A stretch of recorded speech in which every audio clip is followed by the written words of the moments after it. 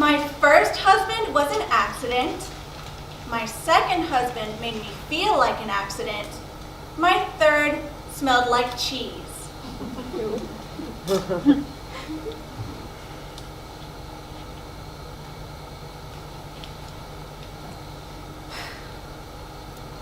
Harry was the first. I had just turned 18, and like most other young adults, I was overworked and underpaid. College didn't appeal to me all that much. Drowning in debt wasn't exactly #1 on my priority list. Granted, working at Whataburger also wasn't one of my priorities. But I had to make ends meet somehow. It was a Sunday, my one day off. I was pretty excited since I was going to see Ween at this tiny hole-in-the-wall sort of venue nearby. When I got there, this man in the line commanded my attention immediately. I was stunned. Handsome, charming, had legs for days. Had good taste in music too. That was a turn on. So yeah, the show starts, we dance, have a few drinks, then whoops, I'm pregnant! Oh, no. There was no way I could support a child, but he seemed like he could. I thought he was well off. His wardrobe was always fashionable. I told him the news, he was understanding, and we talked things over at a local coffee shop. He always avoided the topic we needed to focus on, but I still fell harder. We spent more time together, and finally, that talk came up. He wouldn't let me do the sensible thing, so we did the dumb thing and got married. Next thing you know, that debt I tried so hard to avoid was mine, passed on to me by my lovely companion. No one let me know that you end up sharing your partner's debt and the 4 years you spent in out-of-state college added up. After a few weeks, we found out we only had music in common between the two of us. And he's really into feet.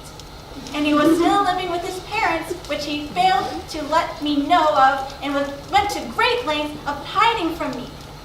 And on top of it all, he had this weird obsession with Japanese cartoons. He started referring to me as his waifu. And eventually I couldn't handle it anymore. The marriage only lasted 3 months, but it felt like a damn eternity. I thought it couldn't get worse after that, but then I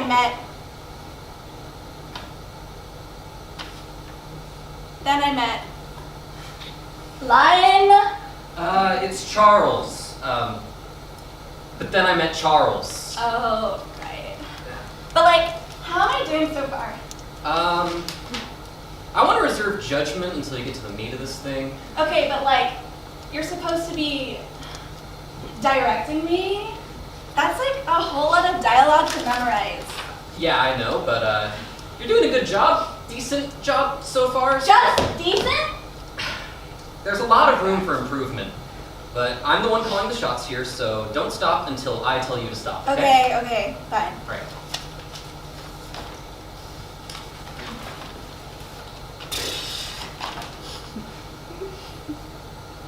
But then I met Charles. I was 27, working 2 jobs and trying to stay sane. Sean was 8 already, and already smarter than I ever was. I had never seen both so much and so little of myself in a person. Of course, initially, Harry and I had to split our time with him between the 2 of us. But eventually, he was caught driving around with weed and lost custody. Good riddance, I thought, but it was hard to explain to Sean why Daddy went away. Hold! Stacy, you're way too casual. What? You're too casual. How? Harry was a complete D-bag, a douche, with a capital D. Clearly, Henrietta doesn't care about him anymore. It's not supposed to be about Harry, okay? It's supposed to be about Sean. You care about your son, so you're conflicted. Let me see that. Whatever.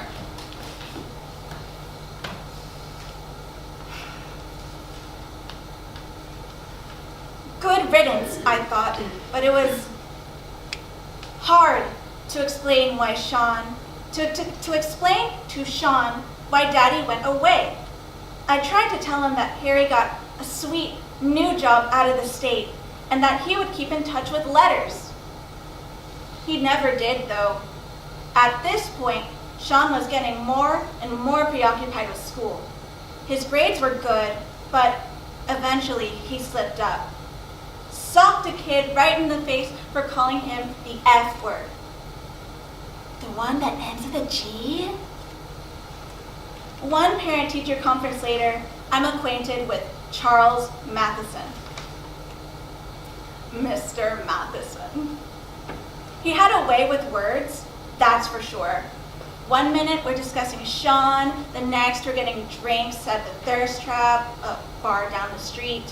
One minute we're poking fun at the fact that there's a bar so close to an elementary school, and then the next we're poking around in each other's mouths. He schedules more and more of these parent-teacher conferences. I fall harder, you know the deal. We dated for a year before he proposed. I swear, I had never been happier in my life. Hold! Stacy, what the hell are you doing? Excuse me?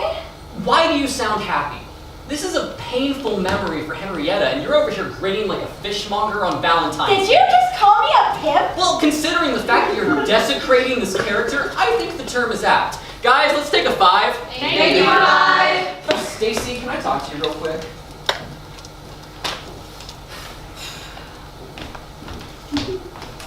Look, I know this is hard for you. It's your first big role and all, but if you don't want to embarrass yourself, you better listen up. I took a chance in casting you. Your audition was one of the worst I've ever seen, and believe me, I've seen some auditions that would make you want to pull an Oedipus and claw your own eyes out. But beneath all the ham... So you're calling me a pig now! What? No, Stacy! In your audition, even with all of its very, very apparent flaws and weird hand gestures, I could see potential. Now, keep in mind, this show isn't going to be a blockbuster or anything. It's an iffy script at best, commissioned from a playwright who, for all intents and purposes, is a one-hit wonder. We will get 10 people in the audience max, so I wanted this to be a learning experience for you, right? Now, all I ask is that you take this script seriously, okay? Try to connect and try to make it real. Well, mister, it's kind of difficult to be real when this is acting. You know, acting isn't real. So how can I make something that isn't real feel real? That's called an oxymoron or something. Just don't go into this thinking solely about yourself, okay? I know that's hard for you. Instead, go into this thinking about yourself as Henrietta. Have you ever been in love? Well, I made out with this one guy in the Trader Joe's parking lot. And what happened to him? I told him I was an actor and I never saw him again. Yeah, that tends to happen, but did you feel something? Like his mouth? No, Stacy! Was there a connection there? I hoped there would be some sort of connection between hearts. How is this so hard for you to understand?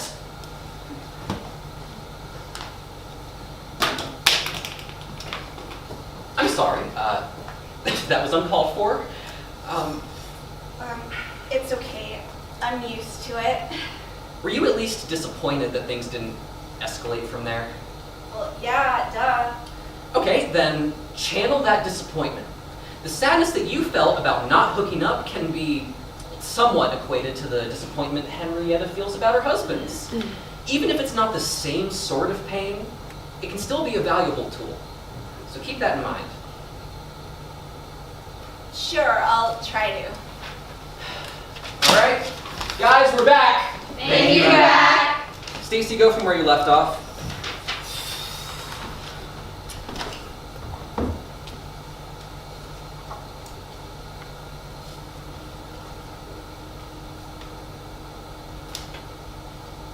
I swear, I'd never been happier in my life.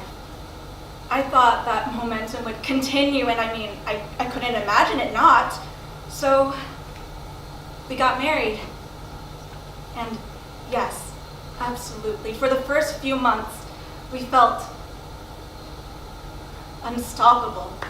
Like we were the definition of a power couple. But then, with Charles,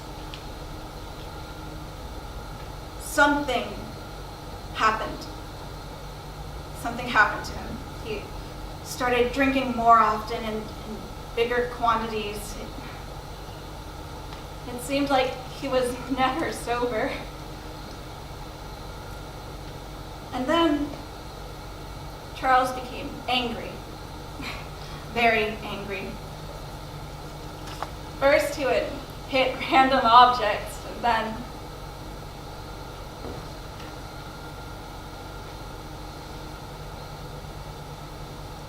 the lampshades and walls weren't enough anymore, you know? Sean picked up on what was going on pretty quickly. Like I said, he's a lot smarter than I ever was. He tried to comfort me, telling me that I should stay away from Daddy. He stood up for me. Charles didn't like that though. It got to a point where I didn't care about the bruises on my arm. But when they started popping up on Sean, that was where I drew the line. I threw his ass out along with our wedding rings. The divorce was arduous and very public. Everyone in town caught wind of things. He tried to blame it on me at first, and then the alcohol, and then me again. Luckily, people believed me. He had an ex-wife that he kept as a secret, but her testimony was able to let the proceedings go smoothly. The self-loathing stuck around for a long time, though. I knew it was his fault, but you know how things get when you're alone with your thoughts. I felt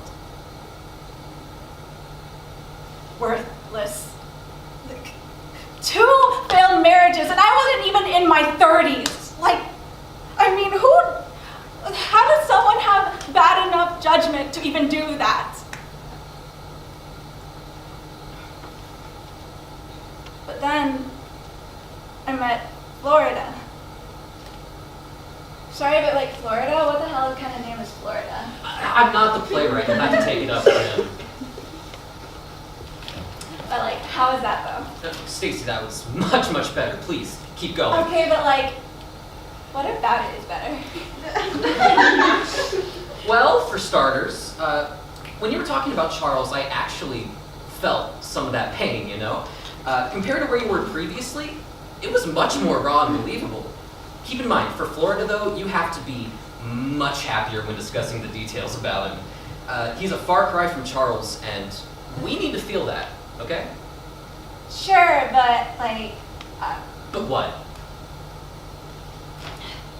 How am I supposed to show that I love someone? I've never felt it for myself, so like, I don't even have that experience to draw on. I can like kind of feel the way Henrietta feels about Tris. Charles. Right, Charles. But like, I have been hurt by people. Not physically like her, but like, there was this guy, Xavier. He worked at the local wrestling ring, and he was like, the hottest hottie to ever get steamy with me. Okay. And long story short, I thought about what you said earlier and remember the time that when he made fun of my stretch marks. And the way I felt was like awful. And then I found out that he was cheating on me with Amber and Linda and Eleanor and Greta and William and Wilhelmina and Miranda! I get what you're getting at, Stacy. The point is, I need you to help me out here. Direct me. That's your job, right? It's not like you're not equity. Well,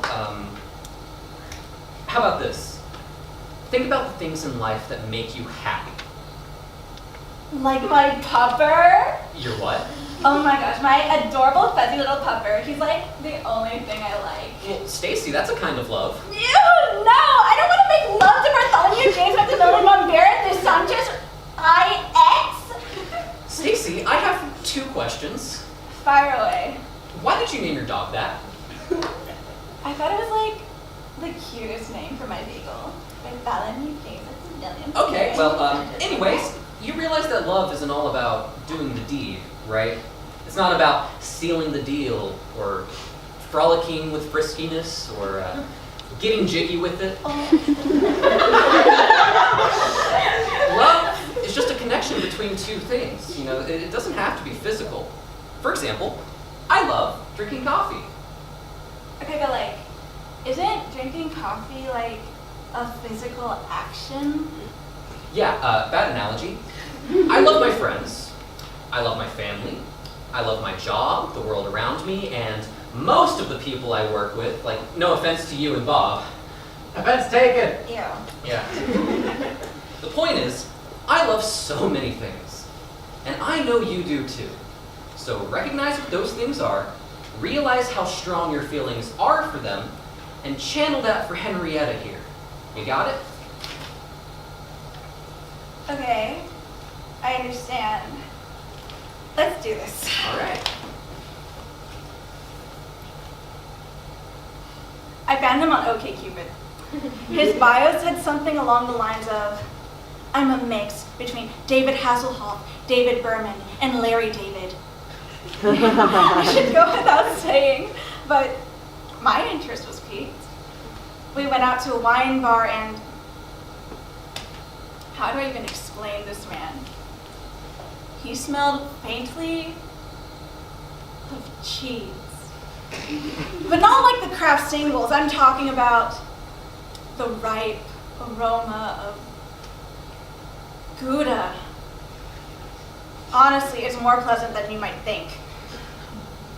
Objectively attractive, but absolutely one of the strangest people I've ever met.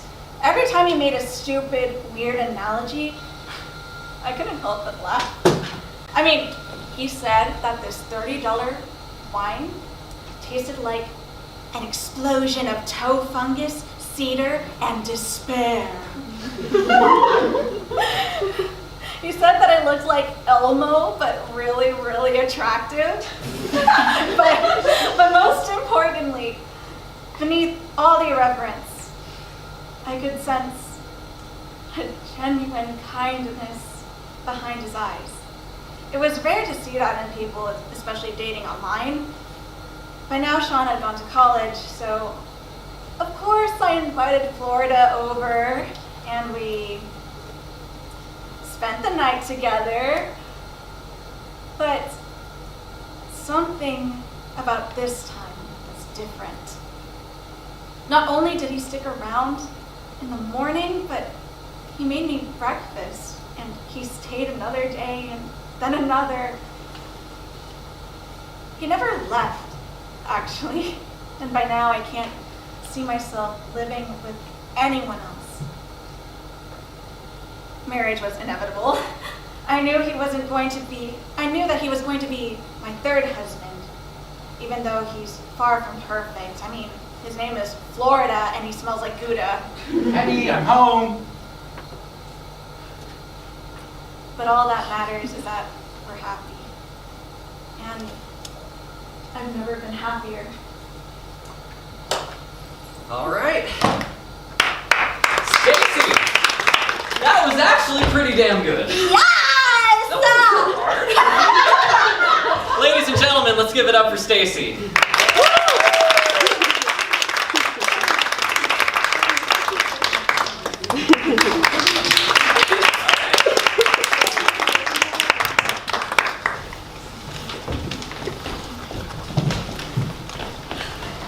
Hello, Nathan. This next play is titled The Coronation. It is written and directed by Jacqueline Kong.